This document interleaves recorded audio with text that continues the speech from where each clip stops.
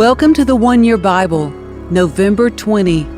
The Old Testament reading, Ezekiel chapter 40, verse 28, through chapter 41, verse 26. Then the man took me to the south gateway, leading into the inner courtyard. He measured it, and it had the same measurements as the other gateways. Its guard alcoves, dividing walls, and entry room were the same size as those in the others.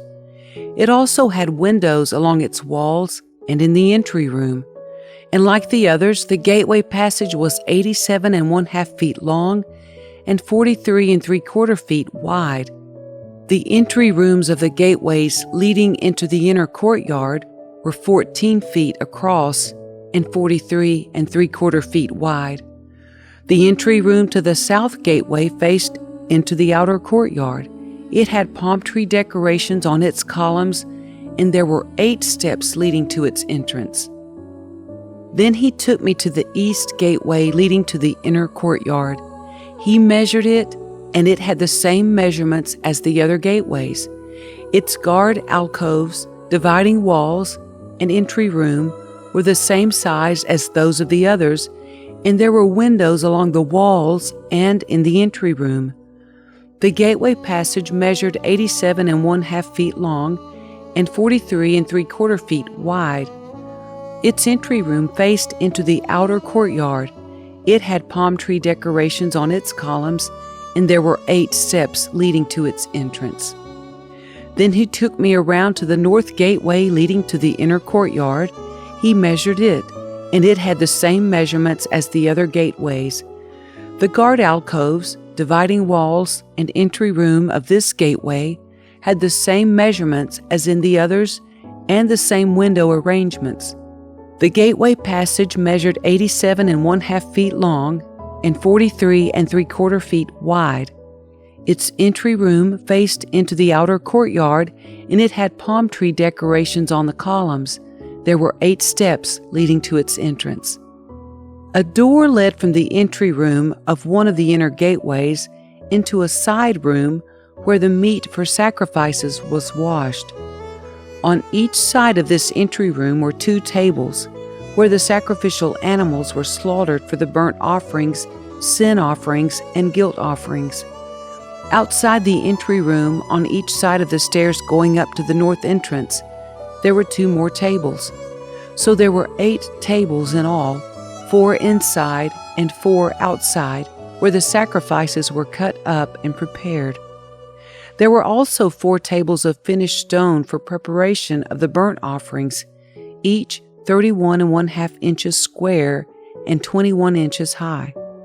On these tables were placed the butchering knives and other implements for slaughtering the sacrificial animals. There were hooks, each 3 inches long, fastened all around the foyer walls. The sacrificial meat was laid on the tables. Inside the inner courtyard were 2 rooms, one beside the north gateway, facing south, and the other beside the south gateway, facing north. And the man said to me, "The room beside the north inner gate is for the priests who supervise the temple maintenance. The room beside the south inner gate is for the priests in charge of the altar, the descendants of Zadok, for they alone of all the Levites may approach the Lord to minister to him." Then the man measured the inner courtyard, and it was a square, 175 feet wide and 175 feet across. The altar stood in the courtyard in front of the temple. Then he brought me to the entry room of the temple.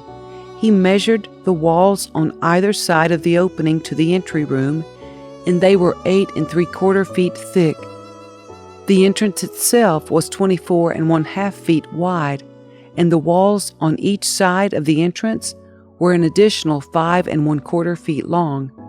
The entry room was 35 feet wide and 21 feet deep.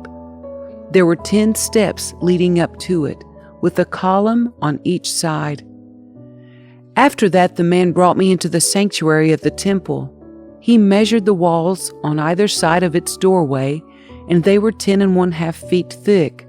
The doorway was 17 1/2 feet wide and the walls on each side of it were 8¾ feet long. The sanctuary itself was 70 feet long and 35 feet wide. Then he went beyond the sanctuary into the inner room. He measured the walls on either side of its entrance, and they were 3½ feet thick. The entrance was 10½ feet wide, and the walls on each side of the entrance were 12¼ feet long. The inner room of the sanctuary was 35 feet long and 35 feet wide. This, he told me, is the most holy place. Then he measured the wall of the temple, and it was 10½ feet thick. There was a row of rooms along the outside wall. Each room was 7 feet wide. These side rooms were built in 3 levels, one above the other, with 30 rooms on each level. The supports for these side rooms rested on exterior ledges on the temple wall. They did not extend into the wall. Each level was wider than the one below it, corresponding to the narrowing of the temple wall as it rose higher. A stairway led up from the bottom level through the middle level to the top level. I saw that the temple was built on a terrace, which provided a foundation for the side rooms. This terrace was 10½ feet high. The outer wall of the temple's side rooms was 8¾ feet thick. This left an open area between these side rooms and the row of rooms along the outer wall of the inner courtyard. This open area was 35 feet wide, and it went all the way around the temple. 2 doors opened from the side rooms into the terrace yard, which was 8¾ feet wide. One door faced north, and the other south. A large building stood on the west, facing the temple courtyard. It was 122½ feet wide, and 157½ feet long, and its walls were 8¾ feet thick. Then the man measured the temple, and it was 175 feet long. The courtyard around the building, including its walls, was an additional 175 feet in length. The inner courtyard to the east of the temple was also 175 feet wide. The building to the west, including its 2 walls, was also 175 feet wide. The sanctuary, the inner room, and the entry room of the temple were all paneled with wood, as were the frames of the recessed windows. The inner walls of the temple were paneled with wood above and below the windows. The space above the door leading into the inner room and its walls inside and out were also paneled. All the walls were decorated with carvings of cherubim, each with 2 faces, and there was a carving of a palm tree between each of the cherubim. One face, that of a man, looked toward the palm tree on one side. The other face, that of a young lion, looked toward the palm tree on the other side. The figures were carved all along the inside of the temple, from the floor to the top of the walls, including the outer wall of the sanctuary. There were square columns at the entrance to the sanctuary, and the ones at the entrance of the most holy place were similar. There was an altar made of wood, 5¼ feet high and 3½ feet across. Its corners, base, and sides were all made of wood. This, the man told me, is the table that stands in the Lord's presence. Both the sanctuary and the most holy place had double doorways, each with 2 swinging doors. The doors leading into the sanctuary were decorated with carved cherubim and palm trees, just as on the walls. And there was a wooden roof at the front of the entry room to the temple. On both sides of the entry room were recessed windows decorated with carved palm trees. The side rooms along the outside wall also had roofs. The New Testament reading, James chapter 4, verses 1 through 17. What is causing the quarrels and fights among you? Don't they come from the evil desires at war within you? You want what you don't have, so you scheme and kill to get it. You are jealous of what others have, but you can't get it, so you fight and wage war to take it away from them. Yet you don't have what you want because you don't ask God for it. And even when you ask, you don't get it because your motives are all wrong. You want only what will give you pleasure.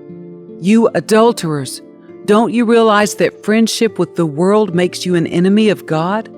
I say it again, if you want to be a friend of the world, you make yourself an enemy of God. Do you think the scriptures have no meaning? They say that God is passionate, that the Spirit He has placed within us should be faithful to Him, and He gives grace generously. As the scriptures say, God opposes the proud, but gives grace to the humble. So humble yourselves before God. Resist the devil, and he will flee from you. Come close to God, and God will come close to you. Wash your hands, you sinners. Purify your hearts, for your loyalty is divided between God and the world. Let there be tears for what you've done. Let there be sorrow and deep grief. Let there be sadness instead of laughter, and gloom instead of joy. Humble yourselves before the Lord, and He will lift you up in honor. Don't speak evil against each other, dear brothers and sisters. If you criticize and judge each other, then you are criticizing and judging God's law. But your job is to obey the law, not to judge whether it applies to you. God alone, who gave the law, is the judge. He alone has the power to save or to destroy. So what right do you have to judge your neighbor?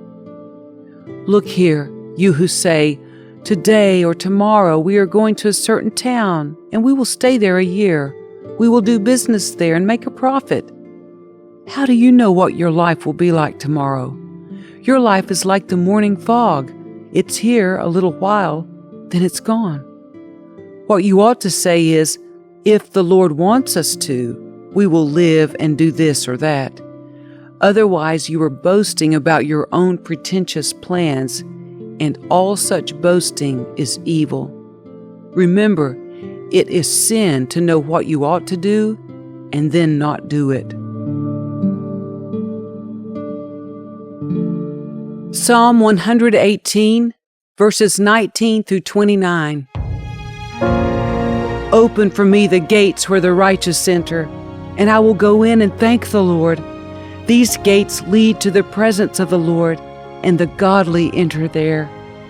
I thank you for answering my prayer and giving me victory.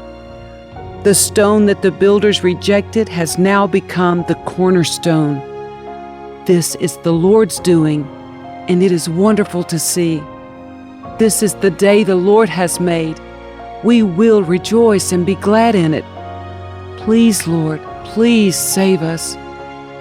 Please, Lord, please give us success. Bless the one who comes in the name of the Lord. We bless you from the house of the Lord. The Lord is God, shining upon us.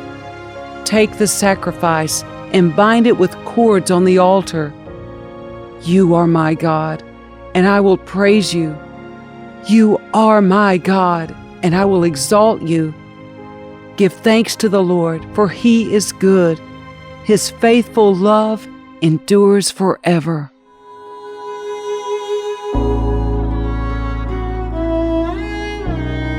Proverbs 28, verses 3 through 5. A poor person who oppresses the poor is like a pounding rain that destroys the crops. To reject the law is to praise the wicked. To obey the law is to fight them.